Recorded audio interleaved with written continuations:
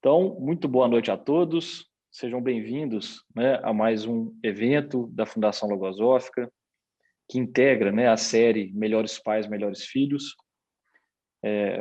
onde temos, né, escutado uma série de experiências muito interessantes sobre a aplicação da ciência logosófica, da pedagogia logosófica, né, nesse campo específico da vida, né, que é a educação de filhos, que eu acho que serve, né, para inclusive aqueles que ainda não têm filhos, né, que como eu, né, também projetam, né, eventualmente ainda essa experiência e, na verdade, é uma oportunidade, né, de conhecer mais também sobre a concepção logosófica, né, sobre o que é a logosofia.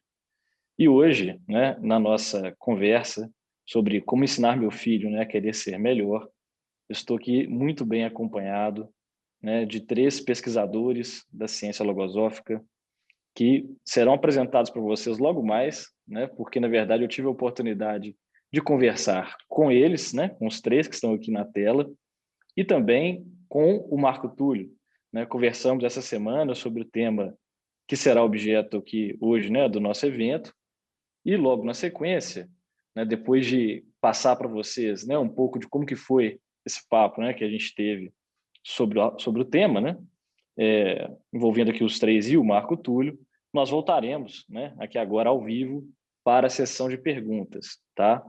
Então vai ser, né, uma apresentação dos quatro, né, os três aqui, Maíra, Cláudia, Guilherme e o Marco Túlio, e depois a gente volta para responder as perguntas, tá bom? E antes, né, de iniciar esse evento, né, a apresentação de vocês, queria, né, que vocês inicialmente dessem boa noite a todos, né? Então, vamos começar, por favor, com a Maíra. Maíra, considerações iniciais.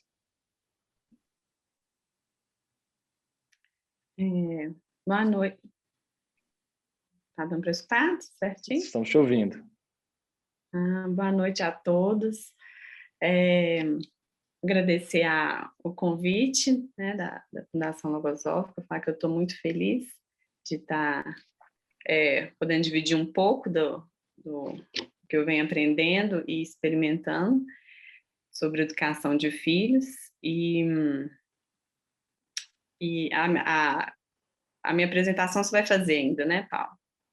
Isso, só para não ficar repetitivo, né? Depois eu te apresento.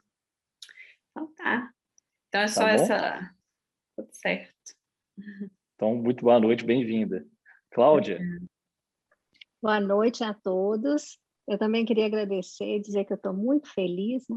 Eu tenho acompanhado aqui a série Melhores Pais, Melhores Filhos. Já aprendi com os que me antecederam. Espero contribuir aí, trazendo um pouquinho das minhas experiências. Obrigada.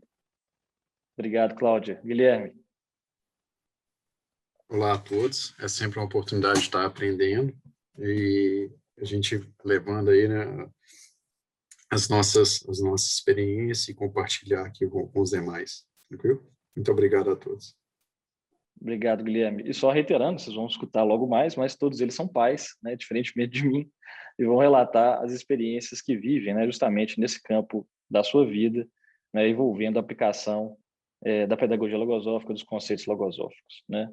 Então, para que não fique um evento muito longo, né, vamos imediatamente reproduzir, né, como foram né, como foi, né, a conversa que a gente teve ao longo da semana e logo mais voltaremos aqui para a sessão de perguntas. Os nossos convidados, né, que nos assistem, como vimos aqui de todas as partes do mundo, né, temos já uma convidada da Austrália, né, que está aqui também. Podem ficar à vontade, né, para deixar as suas perguntas no chat. Podem direcionar diretamente para mim, né, ou para todos os painelistas, que na sessão de perguntas, eventualmente, a sua pergunta poderá ser selecionada, tá bem? Se quiser fazer uma pergunta direcionada para algum palestrante, né, específico, também pode, né? Se não, pode deixar a pergunta aberta, que eu distribuo a bola aqui entre eles, tá ok? Então, vamos lá, né, ver como foi, né, essa conversa que tivemos ao longo da semana. Muito bem, sejam bem-vindos, então, ao nosso evento, Como Ensinar Meu Filho a Querer Ser Melhor. Temos aqui hoje 4 palestrantes, todos pesquisadores da ciência logosófica, que serão apresentados logo mais, e que contarão, né, para a gente um pouco, né, do que tem experimentado nessa tarefa, né, de educar seus filhos, né, e de ensinar seus filhos a querer serem melhores, né? Então, temos aqui hoje, e nessa ordem, né, farão as suas respectivas apresentações, a Maíra Reis Abreu, que é médica pediatra, pesquisadora da ciência logosófica e mãe de 2 filhos na primeira infância. O Marco Túlio Pena, empresário, pesquisador da ciência logosófica, docente do setor infantil na Fundação Logosófica e pai de 2 filhos. A Cláudia Alves Couto, médica, professora da Faculdade de Medicina da UFMG, pesquisadora da ciência logosófica e mãe de uma jovem e de um adolescente. E o Guilherme Lana Reis, empresário, professor, pesquisador da ciência logosófica e pai de trigêmeos. Então, eu queria chamar imediatamente a Maíra para começar, né, e fazer a primeira apresentação. Por favor, Maíra, boa noite. Boa noite, Paulo. Bom, assim que eu comecei a refletir sobre o tema de hoje, né, me vieram algumas perguntas. Por exemplo, ser melhor não é algo inerente de todo ser humano? Por que ser melhor? Ser melhor em quê e para quê? Eu quero que meu filho seja melhor para me obedecer, não fazer birra, para que ele seja um profissional de destaque na sociedade, para ser feliz. Eu acho importante a gente responder com sinceridade essas perguntas, porque dependendo do que eu entendo por ser melhor e do que eu quero para o meu filho, eu vou gerar alguns estímulos ou outros, né? Então, por exemplo, na minha compreensão, ser melhor é se empenhar em fazer melhor. Significa aprender com tudo que se vive e com tudo que está ao redor. E aí fica a pergunta, né? Como que eu vou ensinar isso para alguém? Bom, tem várias formas. Algo que eu tenho tentado estimular no meu filho desde tenridade é o pensar. Porque é pensando que a gente aprende de verdade, é pensando que eu me capacito e consigo aprender com tudo que está ao redor. Então, uma das formas que eu tenho feito isso é questionando tudo, até as coisas mais óbvias, porque aí fica para que se torne um hábito para ele. Então, outro dia numa lagoa com um barquinho, eu comecei a perguntar para ele: filho, por que será que esse barquinho flutua? Como será que o homem conseguiu fazer esse barquinho? Será que os animais conseguiriam fazer um barco assim? O que nos diferencia dos animais? E aí ele ficou interessado, quis colocar a mão no barco e seguimos. No dia seguinte, para estimular, né, a pensar, ele pensar, dar continuidade à experiência, eu peguei uma bacia, coloquei água, fiz barquinhos de papel e coloquei, ele adorou, brincou, mas rapidinho o barquinho molhou, afundou, rasgou. E eu falei: olha, filho, o que aconteceu? O que tem de diferente esse barquinho do que a gente viu ontem? E eu falei: será que a gente pode fazer um melhor? E aí peguei o material de materiais reciclados que a gente tem, e aí a gente escolheu uma garrafinha plástica de água e fizemos um barquinho que já durou bem mais. E aí tivemos mais algumas constatações, né, de como nossa mente é esperta e capaz.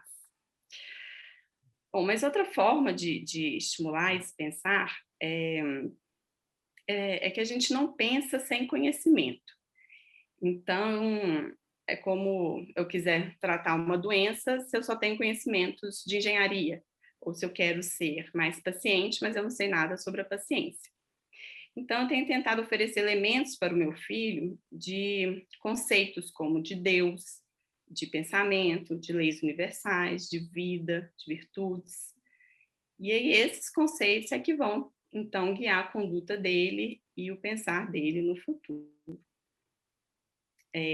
Dando um exemplo disso, de novo no cenário lá da lagoa com o barquinho, sentada com ele, eu comecei a falar: filha, a natureza é linda, não é?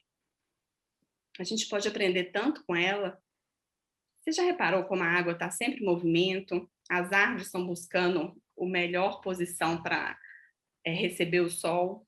O próprio sol que vai movendo devagarzinho no céu. Tudo na natureza está em movimento. Eu parei por aí porque já era informação suficiente para uma criança de 2 anos. Mas o que eu estava querendo levar para ele era sobre a lei de movimento, que ensina para a gente que tudo que tem vida tem movimento e que a gente deve fugir da inércia, que tudo que fica parado apodrece e morre.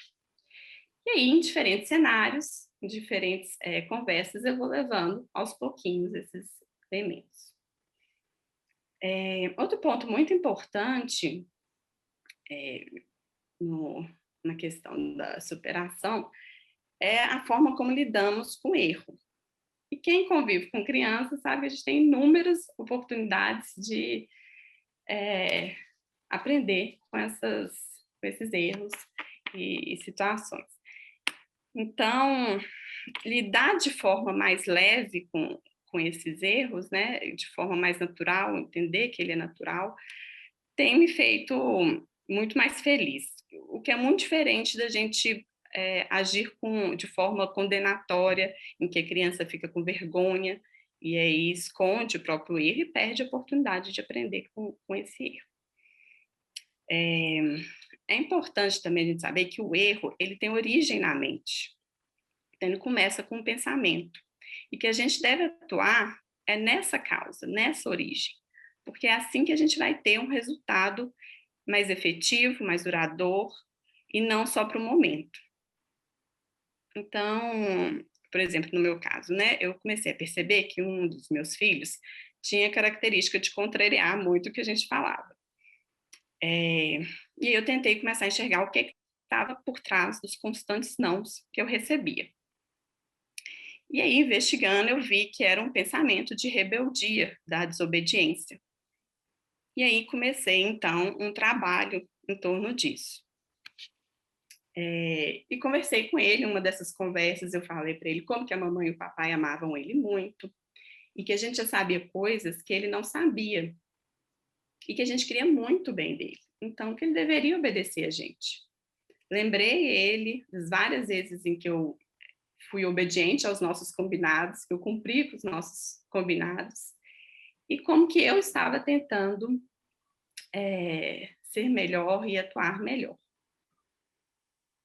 E sempre tentando diferenciar, então, a obediência boa, né, a obediência ao bem, da obediência ruim, cega, submissa.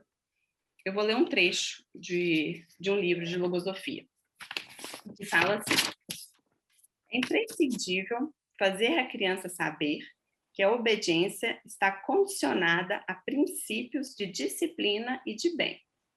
Jamais lhe será imposto o acatamento cego, e, para tanto, lhe será propiciado o lógico discernimento sobre os motivos da obediência. Eu entendo que para estimular meu filho a ser melhor, ele tem que saber por que ser melhor e como ser melhor. E o esforço em levar isso para o meu filho, né, tem me estimulado de forma incrível no meu processo de superação. A perspectiva de poder ajudar meu filho me deixa grata, feliz, e eu penso que é esse trabalho que nos eleva, nos dignifica, nos traz a verdadeira felicidade e nos aproxima dos mais altos perspectivas humanas. Obrigada. Obrigado, Mayra. Se puder, mostra para a gente o livro, né, que você leu. Qual que é o livro? Esse é o Deficiências e Propensões do Ser Humano. Eu não estou com ele aqui agora. Ah, tá ótimo. Posso mostrar mas no final fica a da referência. Tá bom. Marco Túlio, então, já passo a palavra para você. Boa noite a todos. Dando sequência aí ao que a Maíra falou, né? Esse tema, como estimular meu filho à vontade de ser melhor, é um dos temas assim que me inquieta muito. Eu penso que a logosofia me ensina, né, que após o conhecimento de mim mesmo, né, educar um filho é uma das tarefas de maior transcendência na vida do ser humano. Então, imagina a importância disso, né? E por quê? Porque eu só consigo dar para o meu filho o que eu tenho. Então, primeiro eu preciso experimentar dentro de mim mesmo para depois dar para ele. Por isso que, após o conhecimento de mim mesmo, a gente fala que essa importância, né, da educação do filho, de dentro para fora. E um dos conceitos, né, originais, né, já foi até falado em outras lives, mas um dos conceitos originais da ciência logosófica é sobre os pensamentos. Então, ela ensina que os pensamentos são entidades autônomas que possuem vida própria e atuam em nossa mente, alheio ou não à nossa vontade, né? E ela ensina também sobre as deficiências psicológicas, que são pensamentos negativos que, enquistados na mente, dominam a nossa vontade, nos impelindo a fazer o que elas querem. Gente, isso é muito sério, porque elas nos fazem perder toda a nossa liberdade interna, né? Quando elas atuam, né? A gente fica dominado por elas, né? E o ponto-chave é que muitas dessas deficiências, né, que a gente estuda já quando é adulto, elas começam a se manifestar lá na infância. Então, a gente pega, por exemplo, a própria desobediência que a Maíra trouxe, né, a vaidade, o egoísmo, a timidez, a impaciência, a indisciplina, a desordem. Quantas deficiências dessas começam a atuar lá na infância? E qual que é o ponto, né? É que quais são os estímulos que eu estou dando para meus filhos, que às vezes eu posso estar estimulando uma deficiência dessa sem saber, né? Então, é muito importante ter essa consciência de quais são esses estímulos que eu estou dando para meus filhos para que eu não esteja estimulando o negativo, né? Então, no caso dos meus filhos, eu tenho procurado identificar as deficiências que eles têm separado, meu filho e minha filha, porque são duas psicologias diferentes. E procurando sempre estimulá-los, a vontade deles, estimular a parte da vontade deles a querer ser melhor. Isso é muito importante, né? E uma das técnicas que eu tenho usado para isso é a de buscar educá-los no positivo. Ou seja, em vez de eu ficar falando para eles, pô, deixa de ser egoísta, não sei o que e tal, eu posso falar da generosidade, os valores da generosidade, no lugar de ficar falando para eles sobre a ingratidão, por exemplo, falar, filho, você já tem tanta coisa, vamos pensar em bom que você tem, cultivar a sua gratidão por tudo que você tem na vida e começa a mostrar para ele, muitas vezes, que ele tem tantas coisas que quantas outras crianças não têm. De uma forma natural, eu vou mostrando para ele, né, que tem um pensamento por trás que fica movimentando a mente dele, né? E a minha filha, por exemplo, ela é uma criança que ela tem uma característica muito interessante, ela tem uma timidez, principalmente quando ela está em frente de pessoas que ela conhece pouco. E um dia ela falou, papai, eu queria chamar a minha vizinha, né, uma amiguinha dela lá do prédio, para ir lá em casa. Falei, filha, pode pegar o interfone e chamar, não tem problema nenhum. E nessa hora a deficiência atuou e ela travou. E eu falei, pode ir, filha, você consegue, você é valente, faz esse esforço, você vai ver como é que você vai gostar. Pode ir lá, pega o interfone. Foi tão bonitinho. Ela pegou, foi lá devagarzinho, pegou o interfone devagarzinho, falou baixinho, assim, convidando a amiguinha dela. Na hora que ela acabou a experiência, que ela colocou o interfone de volta, falou, papai, eu consegui, me deu um abraço. Falei, tá vendo, filho? Não foi bom você superar esse pensamento, né? Não foi uma experiência que te deu uma valentia, te deu uma força, porque isso, querendo ou não, dá confiança, né, na própria criança, dá confiança neles para eles vencerem esses temores que a deficiência vai colocando na mente deles, né? E com meu filho mais velho, então, eu tenho diversas experiências, principalmente porque ele tem uma característica que é muito parecida com a minha, né? Então, você imagina, ele tem, tanto no positivo quanto no negativo, ele tem muitas características que são parecidas com a minha. E me testa toda hora e com certeza eu bato mais de frente com ele. Então, eu tenho mostrado para ele que muitas vezes as deficiências dele me provocam ao ponto de eu ter que fazer um esforço muito grande, consciente, né, para controlar minhas reações. É claro que nem toda vez eu consigo, tem hora que eu estou desatento, uma impulsividade atua, né, uma impaciência, uma intolerância, a parte da minha mente que é muito parecida com a dele, eu acabo errando também. Mas o importante é que quando eu erro, e ele me mostra, porque a criança mostra, e ele me mostra, eu falo, filho, eu estou fazendo um esforço consciente muito grande para cada vez eu errando menos, né? E eu sinto que através desse exemplo que eu vou dando para ele desse esforço, ele também tem correspondido da mesma forma, ele tem naturalmente errado menos também, tem feito mais esforço para controlar isso, né? E uma outra característica muito interessante é que eu tenho aproveitado muito o momento na hora que ele deita na cama para ele fazer muitas reflexões com ele de como é que foi o dia, quais foram as experiências que ele viveu, o que ele pode melhorar, o que ele já foi muito bom nas experiências. E aí eu vou trazendo para ele diversos elementos, né, para o conceito, para a própria vida dele.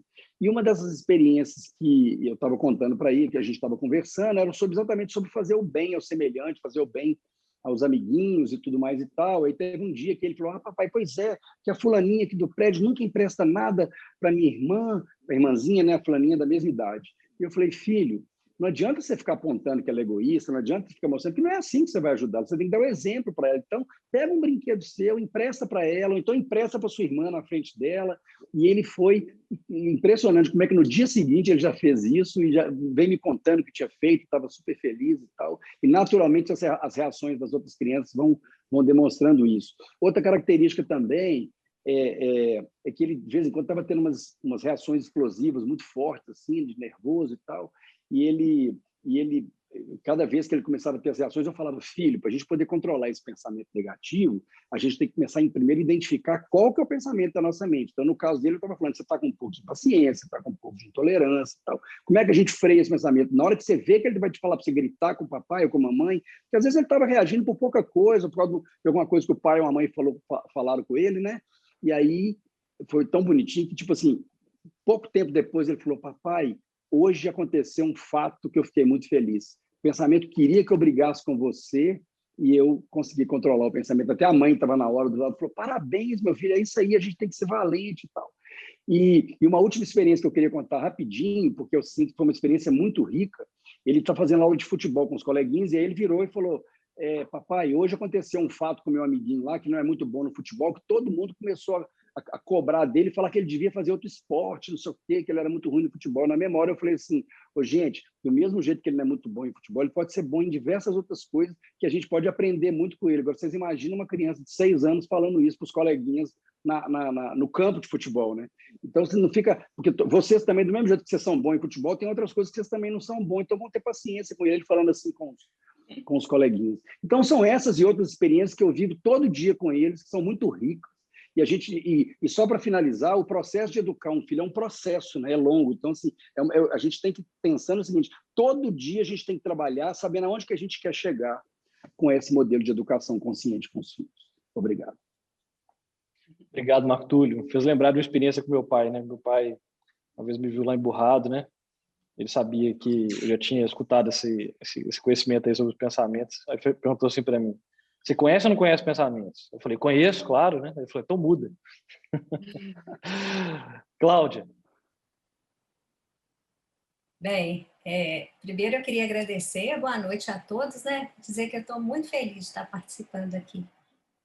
Em relação ao tema, eu acho assim, que esse ponto que o Marco Túlio trouxe, do trabalho no positivo, é fundamental, né? Eu penso que todos nós queremos ser melhores, em pelo menos um aspecto. Só que muitas vezes nós não acreditamos que é possível, porque mudar as características psicológicas é muito difícil, né? Existe até um ditado, que pau que nasce torto, morre torto. Mas a logosofia ensina, já foi falado inclusive, né, que essa não é a realidade, que é possível sim conhecer, debilitar, eliminar esses pensamentos negativos, as deficiências psicológicas. E em relação aos nossos filhos, né, nós aprendemos que já na infância podem surgir algumas características que irão se constituir em dificuldades maiores no futuro. Nós podemos, então, identificar essas características com o objetivo de substituí-las por outras positivas, de grande valor para a vida dos nossos filhos, né? Então, eu conheci a logosofia quando a minha filha tinha 10 anos, e ela veio estudar no colégio logosófico. Ela era tímida e insegura. Eu percebi as características, acompanhava de perto, tentava realizar muitas atividades, buscando favorecer a autoconfiança, mas eu não observava resultados muito bons.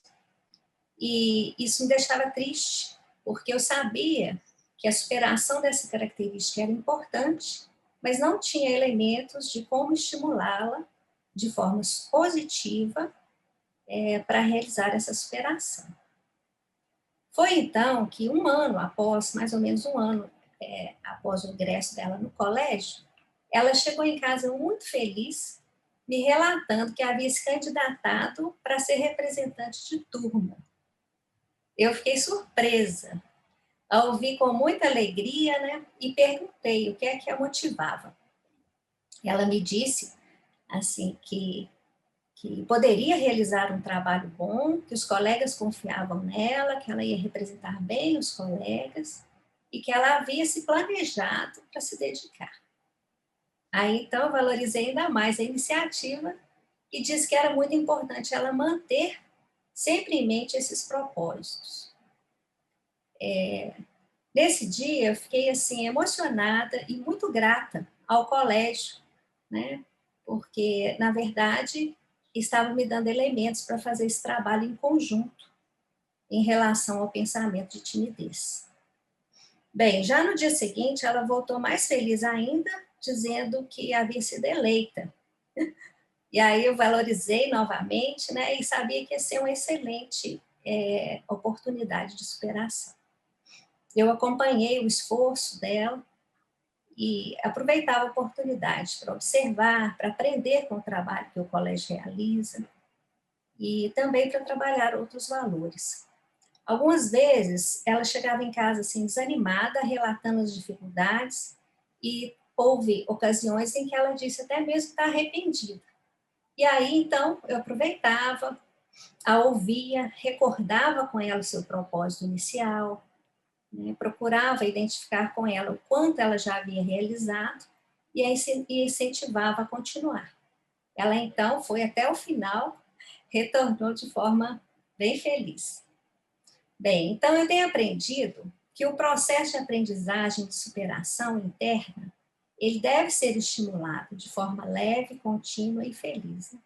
Os pais devem valorizar mais o esforço, mesmo que o resultado aparentemente não seja tão grande, né, e que demore, porque o esforço de superação em si gera alegria e estímulos.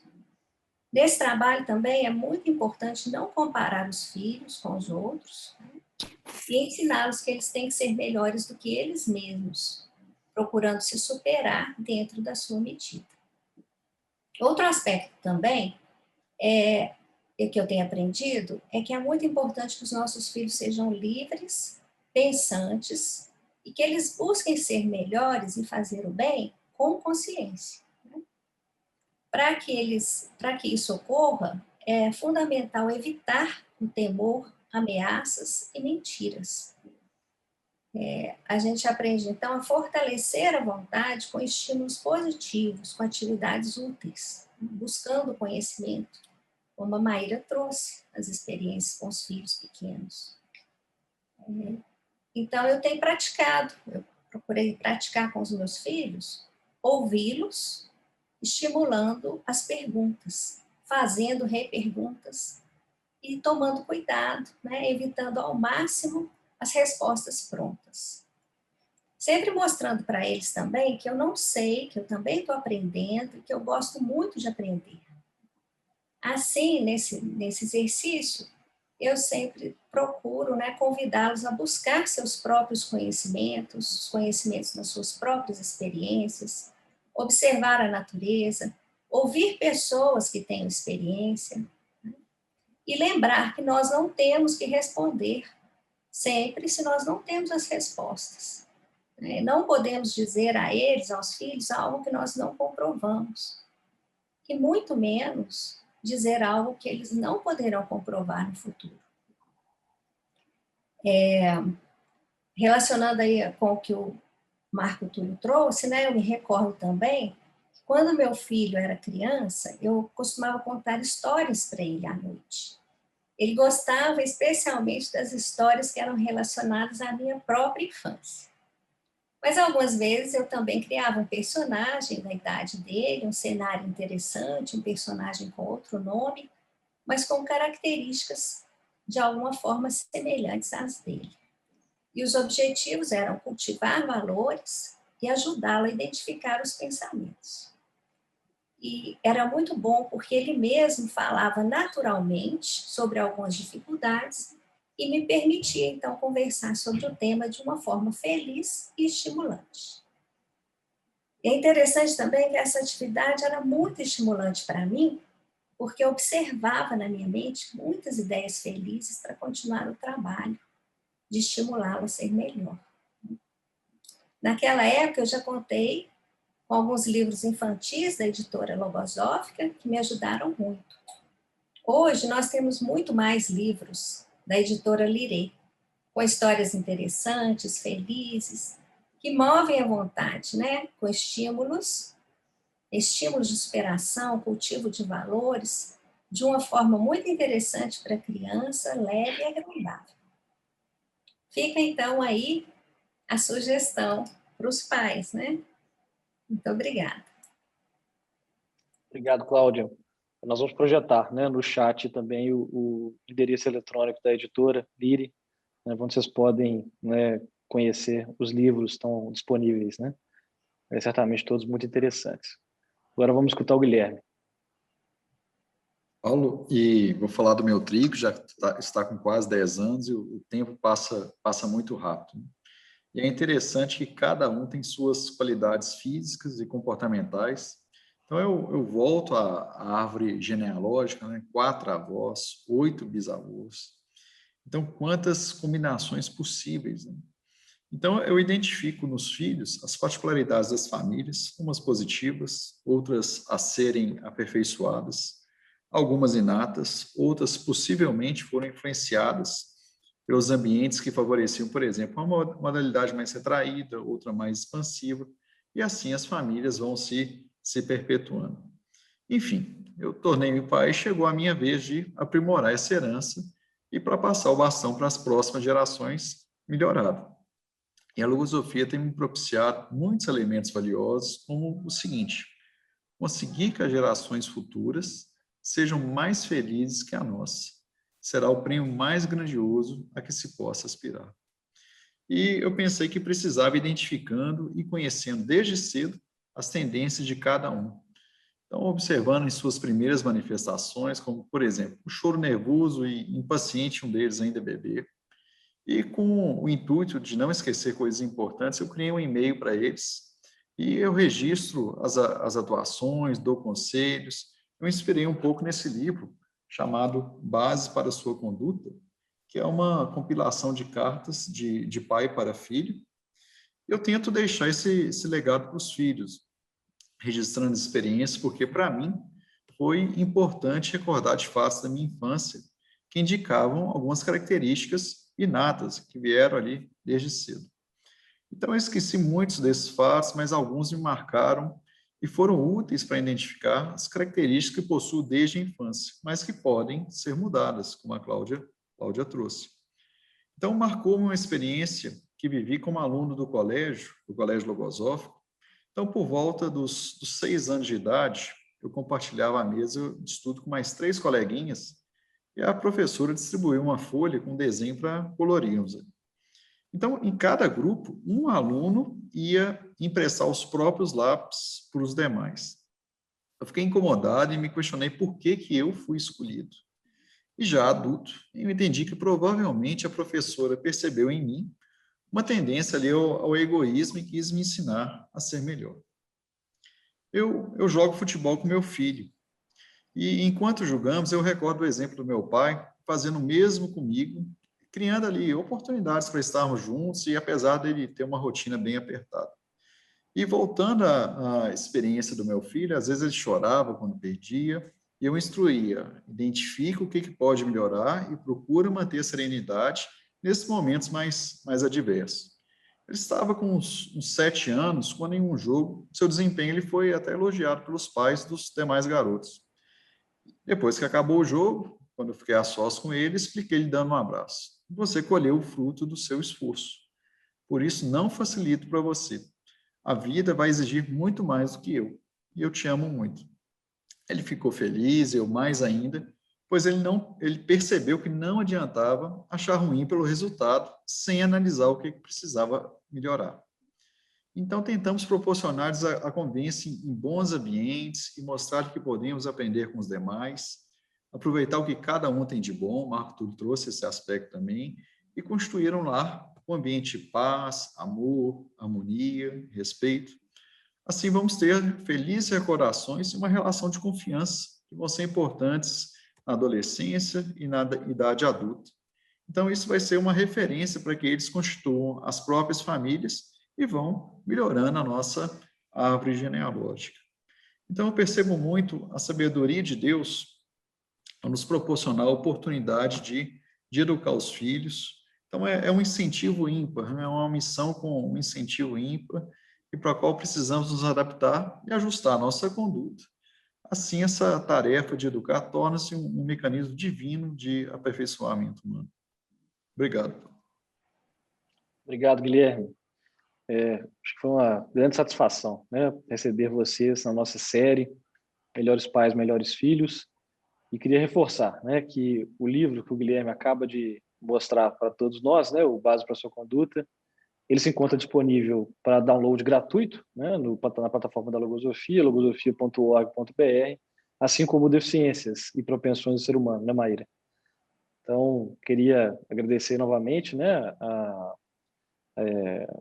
as apresentações de vocês, né, e terem aceito o nosso convite, né, e passo agora para a fase das perguntas. Uma boa noite a vocês. Muito bem. Então, vamos começar a fase de perguntas? Foi ótimo poder reescutá-los, né? E viver o que vivemos aí ao longo da semana.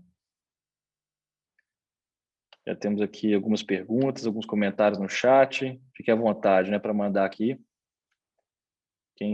Os convidados, quem estiver nos ouvindo. Eu vou colocar também no chat os links, né, que eu prometi, tanto da editora Lyri, como também o próprio link da Fundação Logosófica, né, para aqueles que quiserem baixar gratuitamente os livros, né, que foram mencionados. Então, já estão aí no chat. Vou colocar também mais um link, né, para aqueles que estiverem nos assistindo, né, e eventualmente quiserem obter mais informações sobre logosofia, pode preencher esse formulário, né, e indicar que assistiu essa atividade. Inclusive, será muito bom, porque lá você poderá avaliar, né, essa atividade e eventualmente nos dar, né, recomendações, né, indicações de como aperfeiçoar a série Melhores Pais, Melhores Filhos. E também, por meio desse formulário, você pode indicar, né, a possibilidade de fazer um curso gratuito, né, sobre logosofia, né, fornecido pela Fundação Logosófica na filial Funcionários. Então,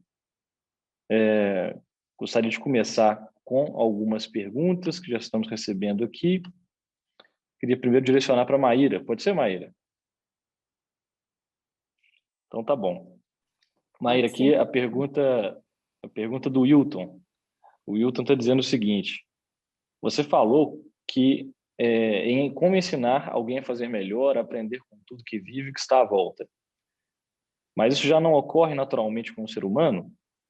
Por que precisamos ser ensinados a aprender com tudo que ocorre e com o que nos acontece?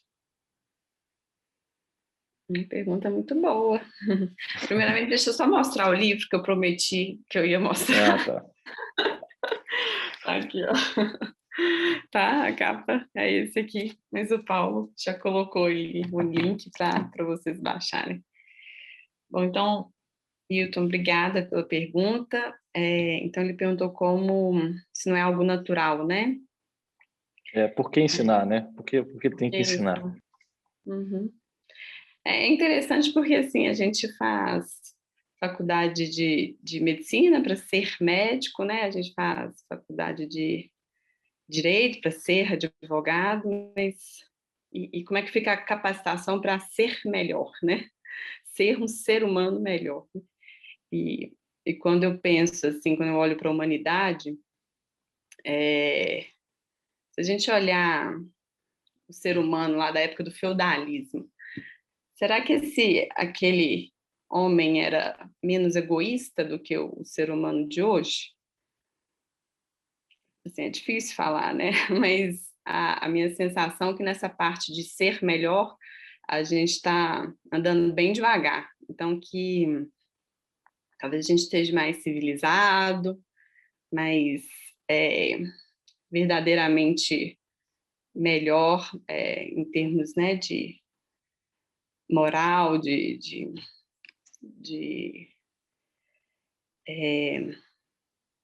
virtudes mesmo, né? Eu acho que a gente precisa nos capacitar, e é isso que a logosofia se propõe. Então, eu acho que deveria ser algo natural, mas que a gente precisa aprender, e a gente precisa aprender a pensar, aprender a entender, compreender, e desenvolver essa parte nossa, para que a gente, então, cumpra, né, com a nossa verdadeira função como seres humanos. Então, é justamente a vida nos oferece essa oportunidade a todo tempo, né? A gente tem que conseguir extrair esses elementos, e daí a questão que eu falei, né, na palestra sobre estimular o pensar no meu filho, e obviamente que eu tenho que fazer isso antes em mim, né?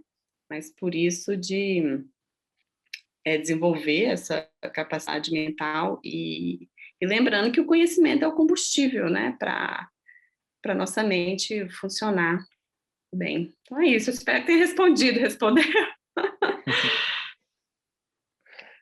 Para mim, sim, né? Vamos ver se o Wilton manifesta aqui. Alguns de vocês querem, Cláudia, Guilherme, querem comentar essa pergunta ou a gente passa para a próxima?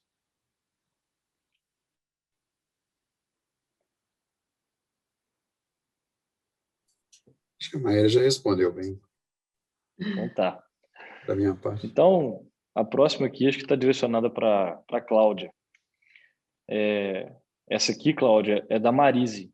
E a Marise está perguntando o seguinte: eu também tenho tentado ouvir mais meus filhos e deixá-los livres para se expressarem e para pensarem. Mas nem sempre o resultado é bom. Sinto que perco a autoridade quando não me posiciono.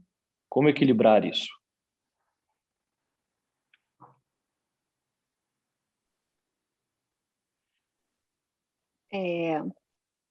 Bem, uma pergunta ótima também, né? Principalmente para quem tem filhos mais velhos um pouco, né? Na fase da adolescência, na fase que eles já argumentam muito, né?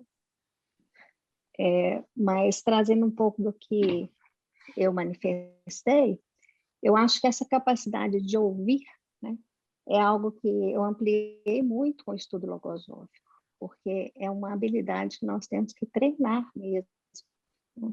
Ouvir com os ouvidos do entendimento, ouvir observando, refletindo, né? Buscando consentir com o outro. E não ouvir já pensando em responder, em reagir, né? É o que a gente chama de intercâmbio na logosofia. Então, eu vejo que essa capacidade ela é importantíssima. E ouvir os filhos, então, é fundamental, porque nos permite compreendê-los, compreender as lutas que eles estão vivendo naquele momento, identificar melhor as características, os pensamentos deles, né? Às vezes pensamentos alheios, e é importante para os filhos também, porque permite que eles treinem essa habilidade de manifestar, né, num ambiente favorável.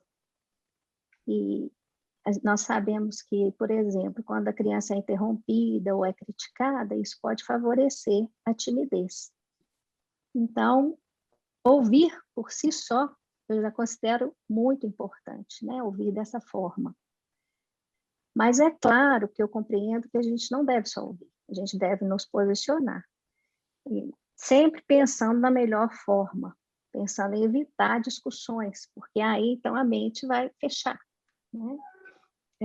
Algumas vezes eu vejo que a gente tem convicção mesmo e precisamos falar não, e não é não, né? O filho também tem que ouvir não, desde que ele tenha uma explicação e principalmente que ele entenda que os pais estão buscando o melhor para ele, né, naquele momento. Mas, na maioria das vezes, eu percebo que a gente pode ouvir e, às vezes, até pedir um tempo para pensar, refletir. A gente não precisa responder naquele momento, né? Podemos refletir, voltar no assunto, planejar como é que vai abordar aquele assunto e tratar daquele tema num momento favorável, um momento que o filho esteja tranquilo, que a gente tenha tempo para conversar com calma. Outro aspecto que eu acho muito importante também é levar perguntas inteligentes, para que o filho ou a filha, né, possam pensar sobre aquele aspecto e refletir, e às vezes eles chegam às próprias conclusões. Então, trazer elementos, né, projetar o futuro, analisar onde é que ele vai chegar com aquela reflexão, né? E a logosofia ensina sobre os pensamentos, e eles vão aprendendo aos poucos a identificar os próprios pensamentos. É o que a gente chama de defesas mentais, né? Pensamentos que são bons de algo que eles já experimentaram, que eles podem usar, né? Perceber que às vezes o pensamento não é dele mesmo, o pensamento é alheio, qual a consequência vai ter na vida. Então, eu acho que o maior legado que a gente pode deixar, né, assim, claro, sempre, todos trouxeram, e eu consinto demais que nós primeiro precisamos realizar conosco mesmos, né? Na verdade, eu não posso ensinar algo que eu não sei fazer, né? Eu não posso oferecer algo que eu não tenho. Então, eu tenho que voltar para mim também, para a minha atuação o tempo todo. Mas eu penso que o objetivo tem que ser ensinar o filho a pensar. Ensinar a pensar. Né? E eu acho que é o que eu tenho procurado praticar, né, no dia a dia. Muitas conversas, e criar oportunidades para conversas boas, agradáveis, em família, né, para trocar ideias em família. Eu acho que essa sua resposta, né, tocou talvez aqui no ponto de uma outra pergunta que a Adriana enviou sobre um conceito que ela queria entender um pouco melhor da logosofia, que é da enérgica doçura, né? Sobre se posicionar, né, com doçura, mas também não se furtar, né, a afirmar posições. É isso, Cláudia? É isso mesmo, né? Então, tem alguns conceitos, os conceitos que eu já vivo, que eu já pratico, né? Eu tenho tranquilidade para ser firme com a criança e falar, não, esse pensamento não está bom, não é oportuno, não é nesse momento, né? Mas, ao mesmo tempo, separar a atitude da criança, o pensamento que está levando a criança a ter aquela atitude, da criança em si, né? E aí me permite corrigir de uma forma afetuosa, de uma forma estando próximo da criança, né? Eu vejo que tem muito adulto que não compreende criança como criança, né? Às vezes olha para a criança e pensa que é um adulto pequeno, né? E a criança é um ser em formação, né? A criança é completamente em formação. Ela vai aprender com os adultos, aprender com as atitudes dos adultos, aprender com o ambiente que ela está frequentando.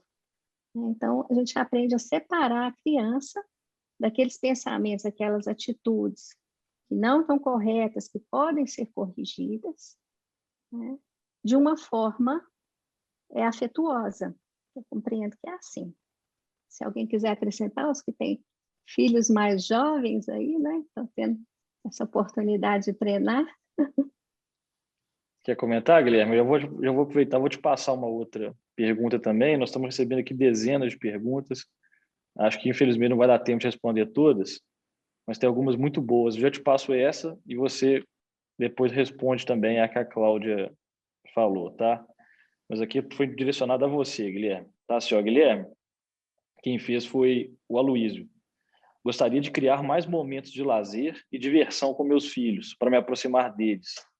Mas meu mais novo só quer saber do videogame, a mais velha não sai do Instagram.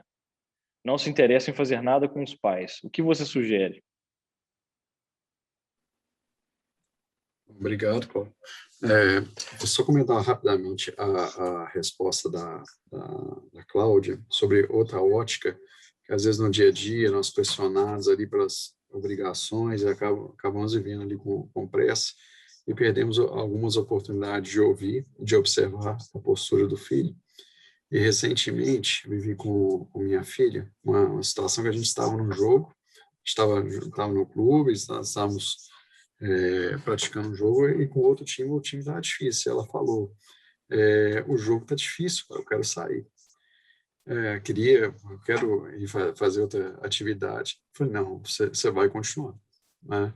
Eu percebi ali um temor, um receio, e eu falei, você consegue, e estimulei, né? Naquele momento ali foi firme, fui estimulando, e depois ela conseguiu se superar, né? Então, naquele momento ali fui firme, né? Eu sabia que ela tinha condição, identifiquei uma oportunidade dela de se superar. Agora, indo para a pergunta do Aloysio, como essa questão das telas, né, como que são atraentes hoje, e vejo que afeta muito a questão da vontade dos filhos, como que é importante fortalecer a vontade dos filhos. Eu sempre tive uma rotina apertada, como professor, como empresário, e ali o horário de trabalho se estende além do presencial. Então, para retirar das telas, são aí cada vez mais atrativas. Tem momentos que a gente tem que, a solução que eu identifiquei era de propor algo junto, caso contrário, eles não deixariam as telas. E em alguns momentos eu tenho que ser firme, né? A pergunta da Adriana, que tive que praticar ali a enérgica doçura, ser firme, mas ser afetuoso. E mostrar que é uma oportunidade de estarmos juntos, e às vezes eu tinha até obrigações da casa para fazer. Minha esposa, ela trabalha em alguns finais de semana, eu ficava sozinho com os três. Mas às vezes tinha obrigação ali de supermercado, alguma coisa da casa, então colocava os três no carrinho, a gente ia junto, e eram momentos ali divertidos. Às vezes a fila estava longa ali, e enquanto esperava, a gente ia conversando, trocava uma carícia, e eram momentos muito bons. Eles também gostavam de ajudar na casa, ajudar, às vezes, em alguma tarefa na cozinha. Então, às vezes, os filhos valorizam situações que a gente não imagina. Então, ali eram algumas obrigações que eu precisava cumprir e procurava conciliar com algo que eles gostavam, né? E, às vezes, depois a gente preparava uma refeição juntos, e durante a refeição lembrava ali o que a gente tinha comprado, o que a gente tinha feito junto. Então, eu mostrando ali uma relação de causa e efeito, né? E em alguns momentos também deixava eles escolher o que queríamos fazer, e às vezes tinham jogos, e a gente mostrava como que era divertido e proveitoso para estar sempre aprendendo ali uns com os outros, né? Então, enfim, acho que é estar disposto a dedicar esse tempo aos filhos, né? Não adianta só falar para sair, e a gente tem que fazer a nossa parte também. Isso aí é algo que eu tenho vivido. Ótimo, até peço desculpas que eu falei o nome errado, né? Foi o Vinícius que fez essa pergunta. Uai, temos companhia aí, Guilherme? Que lindos, bem-vindos. Você vai nos apresentar? Esse aqui é o João Pedro, aqui está a Sofia. Oi. E aqui está a Helena. João Pedro, Sofia e Helena. São trigêmeos, né, Guilherme? E passa muito rápido, Paulo. Quantos anos que eles estão agora? Estão com 10 anos. 10 anos. Parabéns, viu? Tão lindos.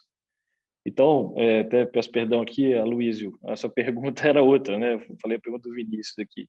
O Aloysio fez uma pergunta aqui, eu queria colocar para todos, para a gente fechar, né? Senão o evento fica muito longo.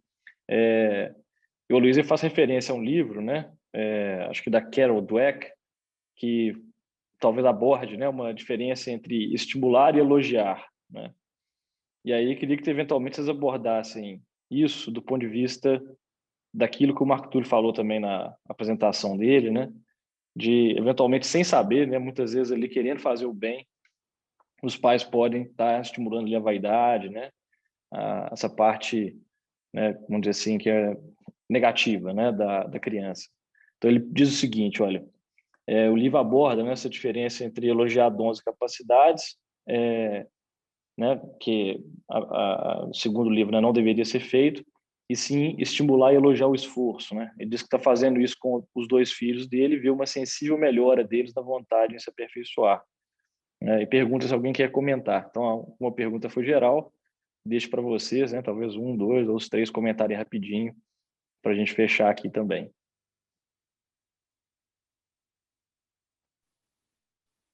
Quer começar, Mayra?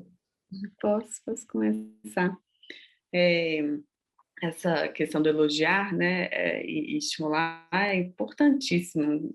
Era até um dos tópicos quando eu estava refletindo sobre o nosso tema de hoje, eu tinha até levantado esse tópico também. Mas porque se a gente só elogia a criança, né, e às vezes ainda fala, oh, que linda, que maravilhosa, né, a gente acha que a gente já está tão bom, né, isso tudo que a gente faz é tudo tão incrível, né, e então para que eu vou melhorar, né, se eu já faço, já está tudo tão bom, né, então eu acho que é sempre mostrar o que a gente pode superar, e esse ponto é realmente muito importante, né? Estimular principalmente o esforço, né? E porque aí a gente não vai direto na vaidade, como você estava trazendo, né? Agora, quando a gente faz isso com consciência, né? Entendendo o que está tudo por trás, entendendo ali o trabalho de pensamento, né? O trabalho fica mais efetivo, né? Os alcances são maiores. Então, entender o que é vaidade, né? O que ela significa, como é que a gente estimula ela, como que a gente bloqueia essa deficiência psicológica, né? Ou caracteriológica, né? Mas eu consinto muito. Obrigada. Claro, o reconhecimento dos pais também é importante para a criança, né? Uhum. Então, não sei, Cláudia, Guilherme, se quiserem comentar sobre isso. Eu acho que esse conceito, para mim, é fundamental, né? Porque toda vez que eu destaco as características que agradam a cultura, a sociedade de uma forma geral, né? É muito capaz, é bom nisso, é bom naquilo. Eu estou estimulando só a criança para o externo, né? E eu já vivi a experiência com meu filho de, às vezes, não tomar cuidado e falar, não, ele é isso, valorizando exatamente características externas, né? E depois fui conversar com ele em particular, você falou que eu era isso, isso, isso. Então, na verdade, eu vejo que... E aí eu falei, não é bem assim, você pode melhorar nesse aspecto. Então, assim, acho que a gente tem que tomar muito cuidado,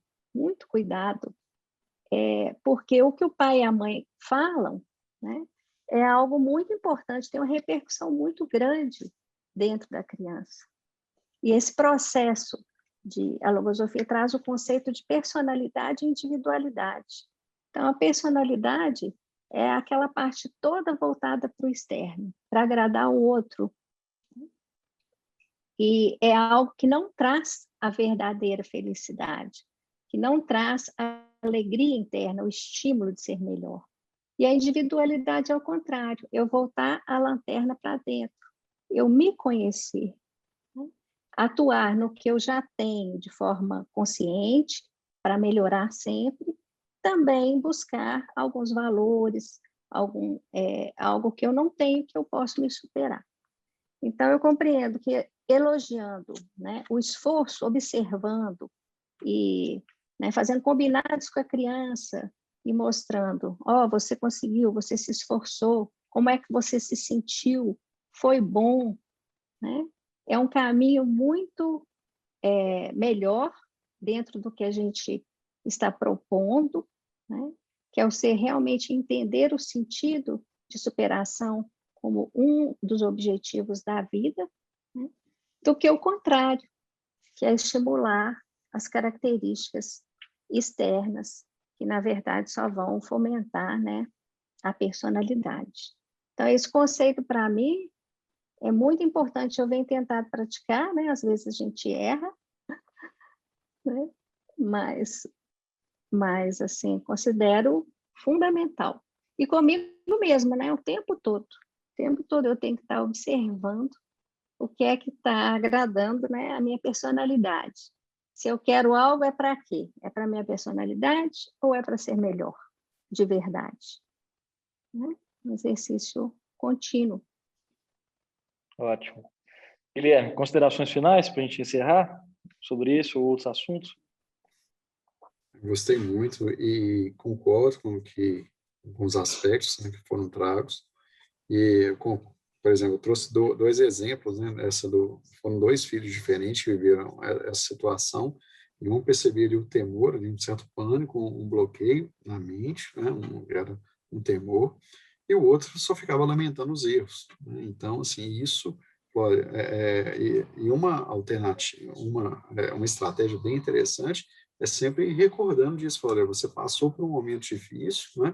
Lembra o que você precisou para superar isso. Então, acho que as chaves, Paulo já trouxe os elementos aí, a diferença da personalidade, da individualidade. Enfim, agradecer a oportunidade. Muito bem. Maíra, mensagem final.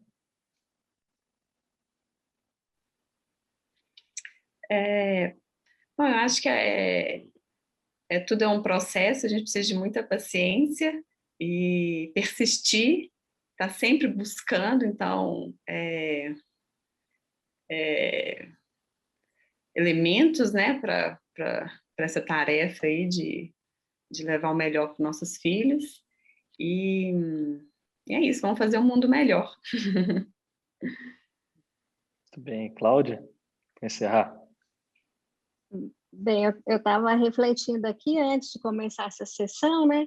E o que mais me estimula, né, a ser melhor, a olhar para dentro, a buscar esse processo de superação, é exatamente ser mãe, né? Então, assim, a experiência fantástica, uma oportunidade, né? Sou muito grata, porque realmente eu sinto que estimula na gente o que a gente tem de melhor, né?